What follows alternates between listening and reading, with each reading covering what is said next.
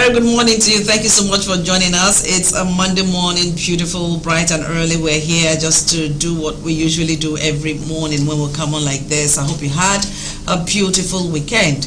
Well, it's the beginning of a new working week, and it's expected that those that should be at work are there now. And we also realize that the children are on holiday, so it's a good time to rest, let them catch their breath, play as much as they can, because know that some do not even have time at all when school is in session to play. Know that some kids go to school very early. By the time they come back, it's about 5 and they are tired, and then coming home they have a pile of homeworks to do, so they actually do not have time. So please do not stop them from playing. Play is part of growing up. Let them be kids, let them be, just allow them be who they are for now. I'm Otuna here as Zuena, and as always, Gogo Iyala is in the studios. Gogo, good morning to you. Good morning. How was your weekend? Beautiful. I hope you rested. It's important. Did I rest? No, I rested. You're not sure you did? No, I was looking for money. This quest and search for money shouldn't deprive us from resting. Yes. I know that we want the money, and you look at your age, you look at the responsibilities there are to take care of, and you're just forced to lose that time, that little time you have to rest. But it's important once in a while, just catch your breath and rest. Yes, yeah. Okay, so we'll just go on with what to have for today. So many things happening. So we had so many issues in the country last week, running from the threat by Labour, the perpetrated, I won't call it perpetrated because it actually held the protest, but got called off because of the talks with the federal government. So let's look at some of the headlines that have been able to find their way in the dailies. Okay, the first one we have here is coming from the Punch, and it reads: foreign airlines repatriates over $4 billion in 15 months. Foreign airlines repatriate over $4 billion in 15 months. We're talking about $4 billion here being repatriated by foreign airlines into Nigeria. Another one here reads: Atiku has filed case against Tinubu in US aid. Atiku has filed case against Tinubu in US aid. Moving on, still from the Punch. This one reads: INEC prepares 11,355 beavers for Kogi, Bayelsa, Imo polls. INEC prepares 11,355 beavers for Kogi, Bayelsa, Imo polls. Gogo, we have a couple of headlines from the Punch. Maybe we'll just react to these ones before we move ahead. Foreign airlines repatriating over $4 billion in 15 months. Atiku filing a case against Tinubu in the US, and then the one on INEC preparing 11,355 beavers for Kogi, Bayelsa, Imo polls. Let me start with this one. We know what happened during the last general elections this year, and with the beavers, Nigerians had high hopes that it was going to be different from what we had previously.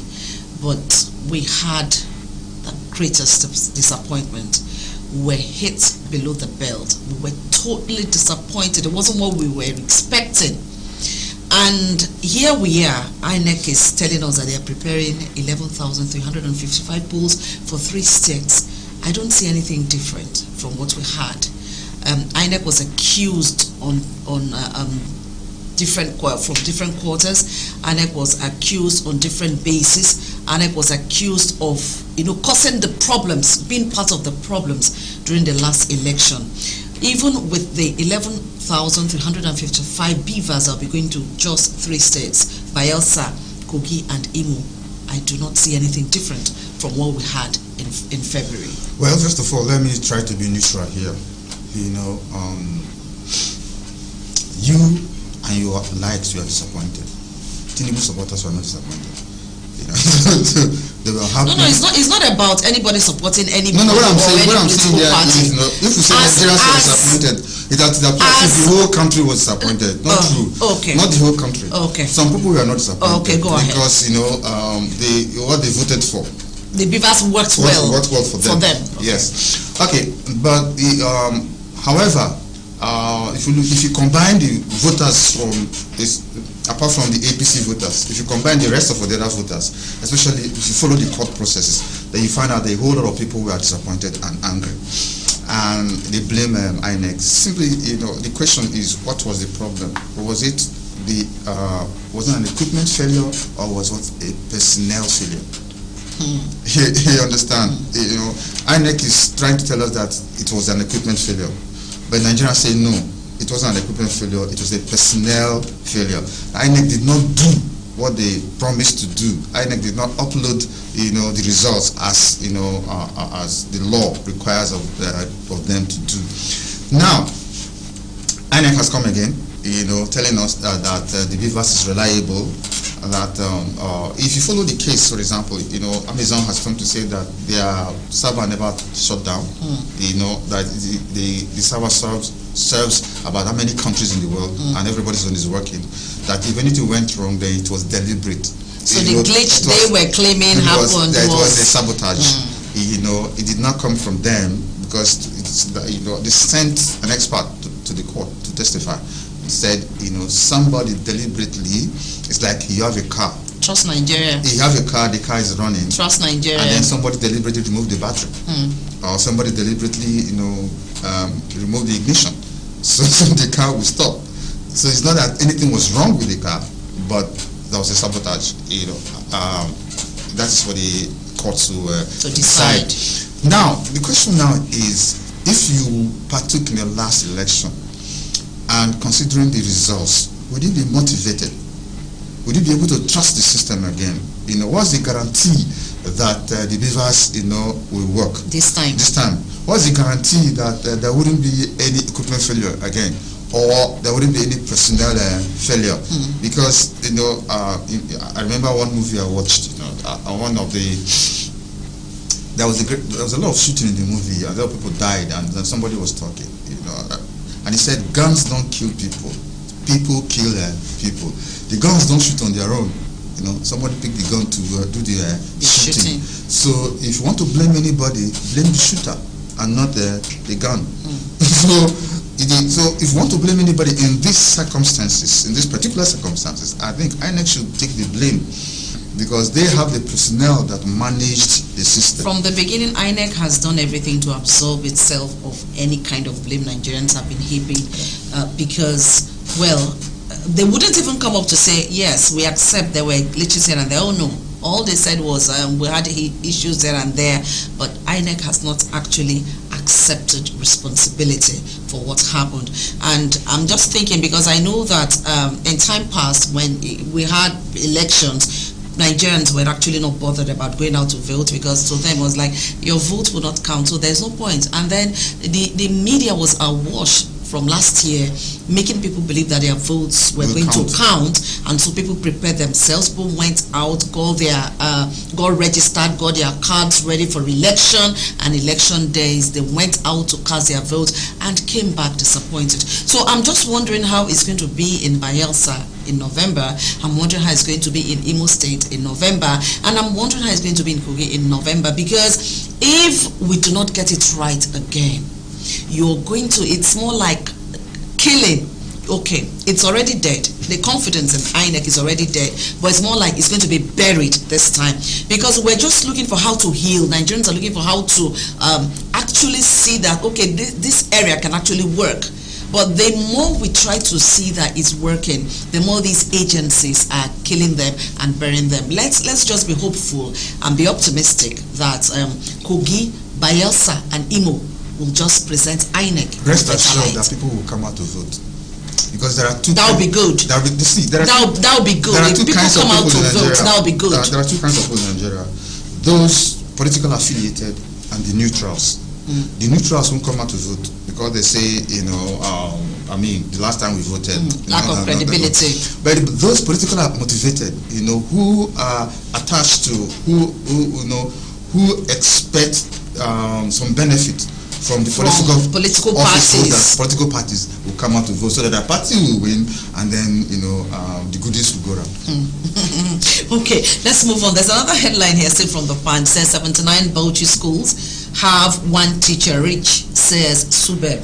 79 Bauchi schools have one teacher each, says Subeb. This is so sad. A school having just one teacher for a particular, that teacher takes every subject. That teacher just takes every subject. It shows how educationally, would I say the North, is it just about the North? I know when it comes to being educationally disadvantaged, they are. Of course, you don't expect so much from them when it comes to this level of education. But I know that in Nigeria as a nation, we're struggling with our educational standard. And in our budget on a yearly basis, we see that money is earmarked for education. On a regular basis, money is earmarked, but we don't see much coming out of it. We don't see anything happening. People still, when it comes to education, we think it's just about the economy that is making people japa. People still japa because of education, and it's not getting any better. We're yet to get to that point. So this is so heartbreaking that one teacher has to handle different subjects. Whether you studied English or not, you have to force yourself to learn to teach mathematics, you force yourself to teach social studies, you force yourself to teach all the subjects because there are no teachers. Yes, it happens. I believe the story because a couple of months back, about 2 months back, I met a principal. I think he's from Edo State or somewhere. He said he was posted to a particular school. This happens in River State. There are some schools in River State that don't have teachers. They don't have teachers at all. So the schools don't leave it open. The teachers don't go. They don't say it. The ones in the rural areas. Yes. So this guy said he was posted to a particular school. So when he got there was no teacher, and there were very few students. In fact, say he was the principal. He was the principal of the school posted to, so he went around the whole place, nobody. And the school was supposed to be in session. Yes. So, he, first of all, he prayed. He asked God to send him students. He asked God to send him teachers. Then he said, he started using his imagination. So every day, he said, the following morning, he went to the assembly ground.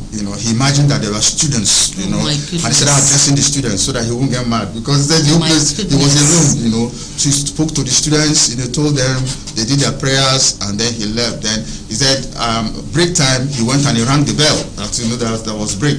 Then when it was time for school over, he went and rang the bell. So if you were outside the school, you would think that something was happening. Nothing was happening.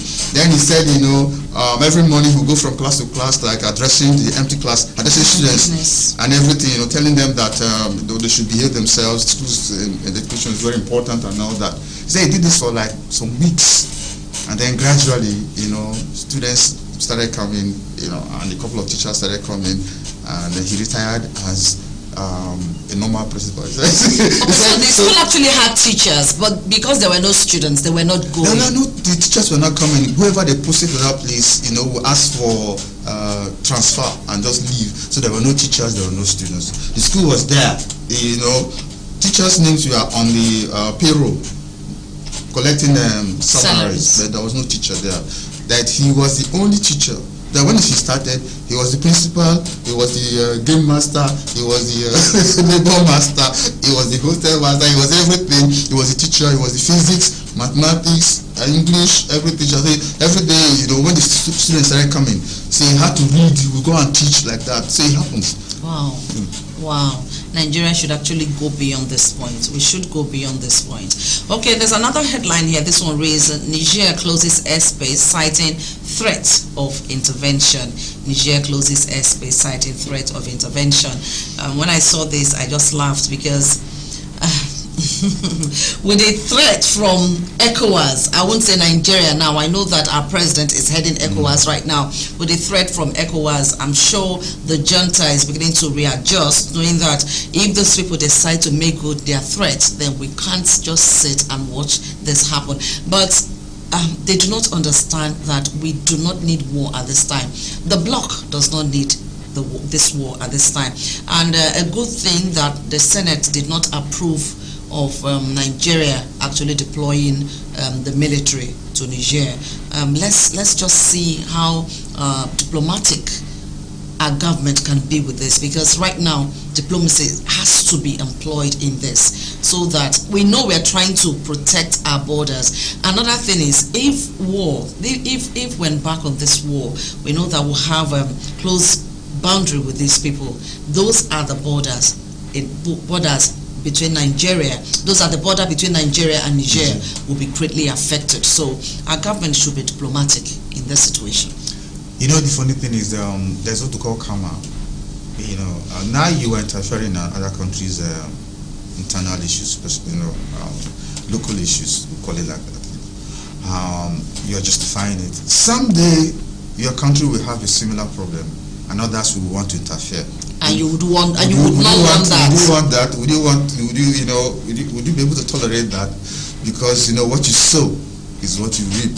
Someday you're going to have your own crisis. But ECOWAS can't also take that decision like that, because they have to actually clear with UN, because ECOWAS is just a bloc, it's just a regional bloc. So they would have to clear.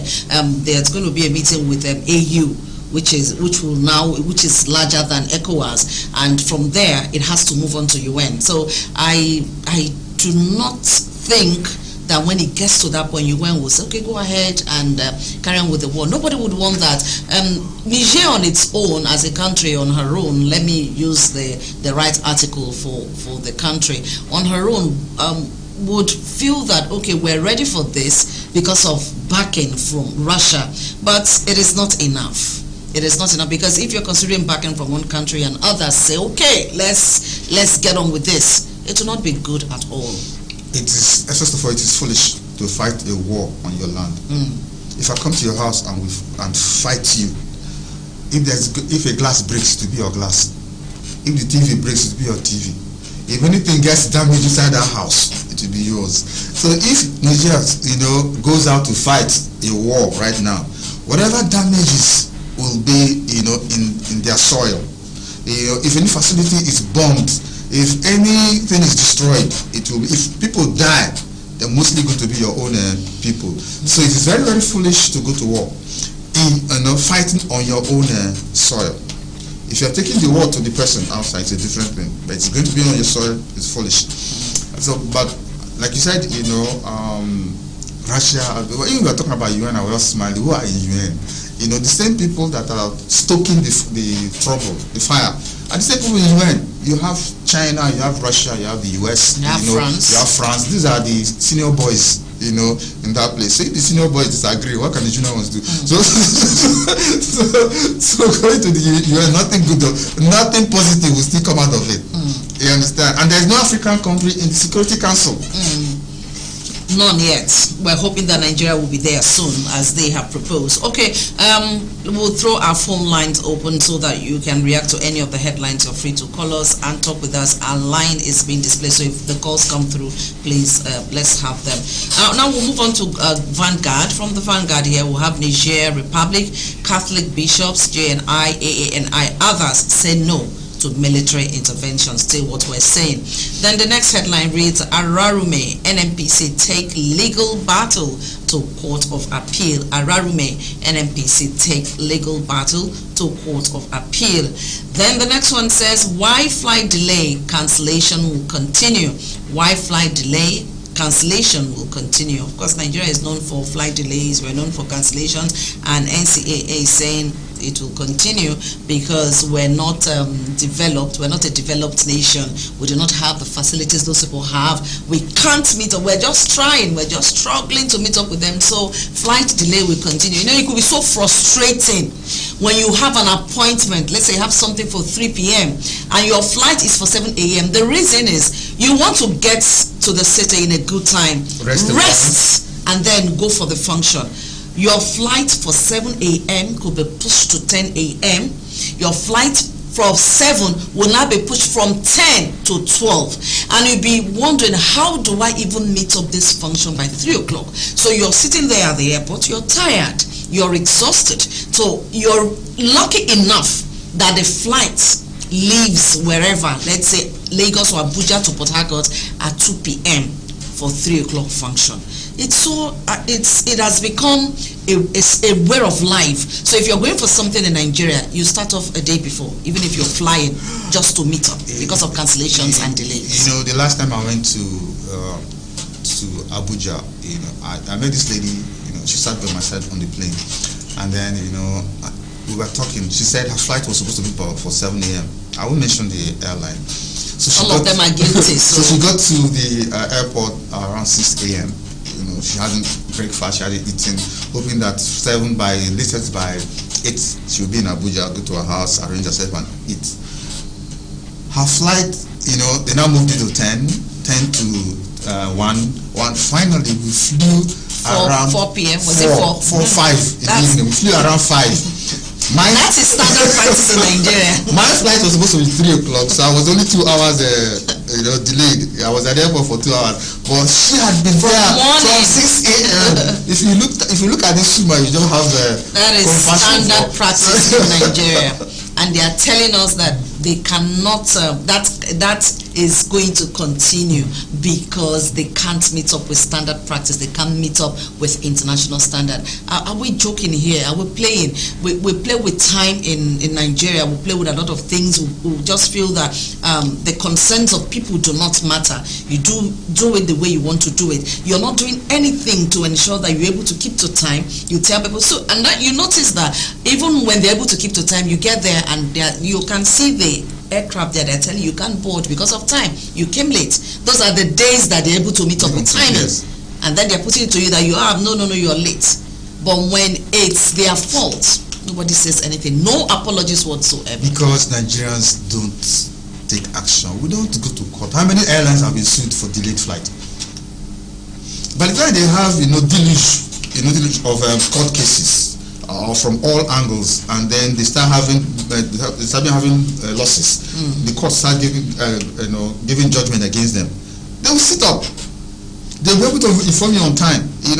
But because we like suffering in Nigeria and then complaining back home. So, but when we start because in the developed countries you're talking about, somebody will sue the airline, and then they will pay through their nose. You have to apologize, even when they have delays for international flights because of maybe winter period where there's snow and all that. There are always announcements. They apologize to people. They don't take people for granted. Yes. It's nobody's business whether you're going for vacation or you're going for work. You don't take people's time for granted. There must be an apology put out there for keeping somebody beyond the time he or she's supposed to spend there. 1 hour becomes 3, 4, 5, 6 hours, and the person spends the whole day at the airport. Because you can't also tell you might leave there. Had happened to me. I said, okay, let me just buy a few things outside. By the time I came back, I had missed the flight. So you would want to just stay, because your flight could be announced at any time. So you just keep waiting. So look at that woman waiting from morning till 6 a.m. to 5 p.m. Almost 12 hours. She was sitting down there for 11 hours. Nigeria. And she was waiting so her flight wouldn't be announced. Yes. And then she'll end up missing it. Very sad.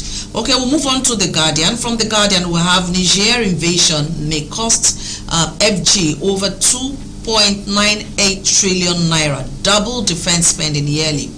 We don't want to talk about this amount because Nigeria has so many issues. We claim there's no money. Before now, we were promised 8,000 naira for each family as palliative, and here we're seeing a huge figure here. If Nigeria decides to carry this action, because it's more like, yes, it's ECOWAS, but we're feeling like we're the big brother. Going to be the lead country. We're the big brother, so the big brother has to bring the lion's share. And we're talking about 2.9 trillion naira in an economy that is like this. It's just 6 months of palliative money, or the oil subsidy that was withdrawn. In 2 months' time, you have saved 1 trillion. So in 4 months' time, you have 2 trillion. In 5 months' time, you have 2.5 trillion. So you can use that one to exclude the war. They've already made the calculations. Nigeria. Okay, we'll move on to the next one. This one says elevator accident. NIA urges revamp of safety maintenance culture in public buildings. Elevator accident. NIA urges revamp of safety maintenance culture in public buildings. Will they listen? Will they listen? Nigeria has gotten to the point that if it's a public place, anything just goes. I think the private people are better disciplined when they have a maintenance culture better than the public sector. because something goes wrong, everybody, you have safety departments and all that, they have to take care of things, ensure that things are working. But in the public sector, somebody complains, just like that case now. Of course, I got the report that elevator had been bad since 2018 and nothing was done. 5 years. 5 years. Now that this young doctor is gone, something is about to be done. It means we just play with lives, we play with things, we don't take things seriously until something goes wrong. Okay, the next headline here is Serap sues Tinubu over failure to publish details of 400 billion naira fuel subsidy savings. Serap sues Tinubu over failure to publish details of 400 billion naira fuel subsidy savings. Are you surprised? Because I know that last week we talked about 1 trillion naira being saved already. We don't know what is happening. We don't know where the money is going to. We're just being told of money being saved. We do not want to hear later that the money has entered people's pockets and cannot be accounted for. The truth is, there is no guarantee that money is saved. Because first, we don't know the account. There's supposed to be an account, a federal government account, is that we should know in which bank. Is it with a CBN? It should be. Federal government should be. Is it with CBN or is it with the private bank? The account number and how much. It's not your money. You want to know the account number? It's our money. In Nigeria, where fraudsters are everywhere. It's how it's done. Knowing the account number is not knowing the what do you call it? We have tech gurus. Let's go ahead. So we want to know how much. Where is the money kept? And who's responsible? Who's holding it? Because we don't have an auditor general right now in this country. So who is responsible? The finance minister or who? We don't even have a finance minister for now. So we need to know. At least we have a PEMSEC in that ministry. The PEMSEC is the powerless power. Because he's not a politician, so the powers are limited. We want to know where the money is, who is holding it, and where it is. About we're just hearing stories. It's not enough to tell me that I've kept 5,000 for you under the for you. Tell me where is it? Is it under the pillow or under the bonfita kumkum so that I can go and open and see, count the money. Yes, it's 5,000. It's not when the time to spend it. When I go and count, it's only 2,000 or even the 5,000 is not even there. That's what we are asking. Tinubu, tell us where the money is so that we know exactly. We can hold somebody responsible. Okay, this money is Otina has account or custody. So Otina tell us, is it really 1 trillion? She says yes, it's okay. If tomorrow it is not 1 trillion, we are holding you. She says yes, okay. Now we know it's 1 trillion. But you amaze me. We know that even if we know the person that has the money in his or her custody in Nigeria, when anything goes wrong, assuming, okay, Serap is talking about the first 400 billion naira that was mentioned, assuming they come up tomorrow to say, okay, the money is in this person's custody, is in this person's account, or is in this particular account with the central bank, and we go back there later, say in 3-4 months, and the money has diminished. There is nothing anybody would do, because you call out the person. Everybody, they could just go for the person, arrest the person, or come and answer to it, and that is it. To just be hot 1-2 weeks, nobody hears anything about it. The matter just dies a natural death. Nobody talks about it anymore. So Sarah going to court, I do not see anything coming out of it. Because yes, the matter might come up and then they will say, okay, this is where the money is, this is what we're going to use it for. But that could just be that for the Nigeria that we have come to know, except we begin to see something different from now. Okay, the next headline here says, group alleges plot to subvert justice at presidential election petition tribunal. What do you make out of this? Group alleging plot to subvert justice. We know that Nigerians have lost confidence in our courts, have lost the judges' credibility. They feel these people just dance to the tune of whoever is playing for them. So it's quite easy to point a finger. Like, imagine yourself as a judge, in this matter. Just imagine yourself as a judge and look at the gladiators, the people players you are going to that are coming to you, and all the pressure these judges will be going through, and then you find out that it's not easy to sit there, and give a judgment. Atiku knows this. That's probably why he's in the US suing Tinubu. You understand? Because he knows that it will be easier the US judge, wouldn't be under the same pressure as a Nigerian judge, because But the Nigerian judges have put themselves under this pressure, inadvertently though, over the years. Yes, the system produces the players. You understand? If you have a good system, the player will be good. If you have a rotten system, the players will be bad. We have a rotten system. It's not easy. Let me give you an example. Let's say something happens in RSTV, and then they say there should be a commission of inquiry, and they make you chairman. And then you are asking questions. Maybe I'm involved, and then you begin to find out that I'm guilty. And then you start having calls. I go to your pastor. People go to your pastor. Please tell her, this man will soon retire. She shouldn't do this. If she reports this, they will sack him. And then people you respect start coming to you and say, sister, we know that this man is guilty, but mind the way you handle this thing. And then so people from high point, palm sec, other people are coming to you trying to tell you to soft pedal. So you have that pressure come from the other side, and then there are other people who are coming with inducements, telling you that don't worry, take this 10 million and let this matter rest, so that everybody will be happy and everything. I'm telling you, you will have sleepless nights. It will become very difficult for you to give a very honest and straightforward judgment, because now you consider several things before you give that judgment. So that's what the Nigerian judge goes through. Wow. Okay, so we'll just move on. Our time is gradually running out. This one says Niger fallen aside legal hurdles as analysts lost ECOWAS on military action. Okay, we've talked about that. Group tasked government on transportation, food subsidies to curb hardship. Group tasked government on transportation, food subsidies to curb hardship. There's actually so much hardship in the land. All right, to move on to the Nation newspaper. This one, ECOWAS AU leaders meet over Radamant Niger junta. ECOWAS AU leaders meet over Radamant Niger junta.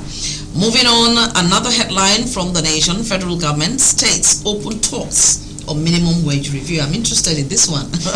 Federal government states open talks on minimum wage review.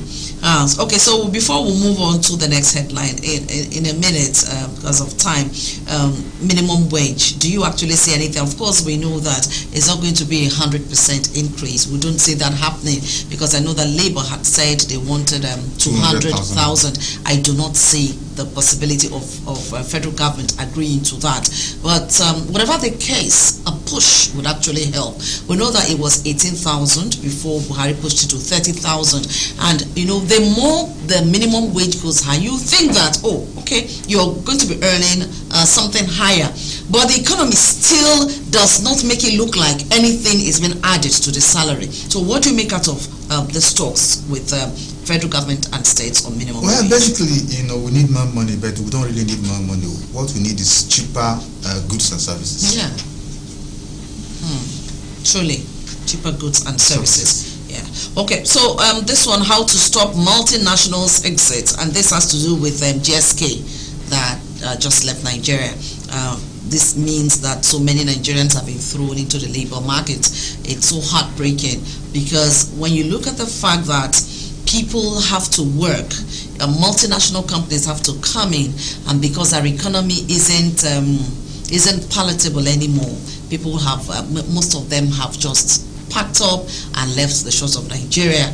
And hearing about GSK at the weekend, I felt very bad about it. I felt very bad. I think our biggest undoing is policy somersault. Companies, investors should be able to predict, should be able to budget that in 5 years' time or in 10 years' time, things are going to be like this. But each time we have a change of government, they come with a different policy, and torpedoes everything. So it's quite frustrating for the investor. You understand? So at some point, some of them can't endure it. So they just park and leave.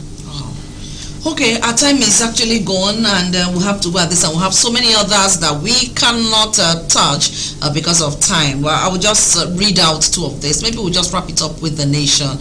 This one says, Obaseki, I won't back Shaibu to succeed me. Obaseki, that's coming from Edo State. I won't back Shaibu to succeed me.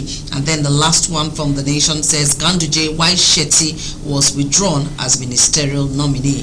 Ganduje Y. Shetty was withdrawn as ministerial nominee. In fact, I had to take time off because I've been longing, I've been yearning to know the reason she was delisted. And according to them, that they didn't get clearance from them. They didn't ask. They don't know her. They don't know her competence. This was Ganduje now talking, APC chairman, saying they do not know her. They do not know her competence. So they had to just ask that her name be taken off the list. Okay, well, this Nigeria, where anything just goes. We believe that one day there's anything going in Nigeria, we'll erase it. We'll erase it completely from Nigeria, where anything will not go anymore. Okay, that's that on Dawn Train. Well, thank you so much for being part of this. Let's do this tomorrow, God willing. Gogo, last words before we wrap it up. Always be happy.